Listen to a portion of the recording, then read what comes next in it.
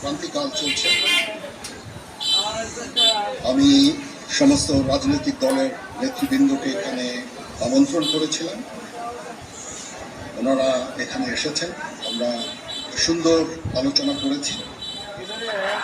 সেখানে আমরা সিদ্ধান্ত নিয়েছি যে একটা ইন্টারিম গভর্নমেন্ট আমরা ফর্ম করব এবং ইন্টারিম গভর্নমেন্টের মাধ্যমে এই দেশের কার্যকলাপ চলবে। আমরা এখন মহামান্য রাষ্ট্রপতির কাছে যাব, গিয়ে এই ইন্টারিম গভর্নমেন্ট ফর্মের ব্যাপারে ওনার সাথে আলোচনা করে ইন্টারিম গভর্নমেন্ট ফর্ম করে দেশ পরিচালনা করব। আমি আপনাদের কথা দিচ্ছি, সমস্ত হত্যা, সমস্ত অন্যায় বিচার আমরা করব। আপনারা সেনাবাহিনীর প্রতি আস্থা রাখেন, সশস্ত্র বাহিনীর প্রতি আস্থা রাখেন। আমি সমস্ত দায় দায়িত্ব নিচ্ছি।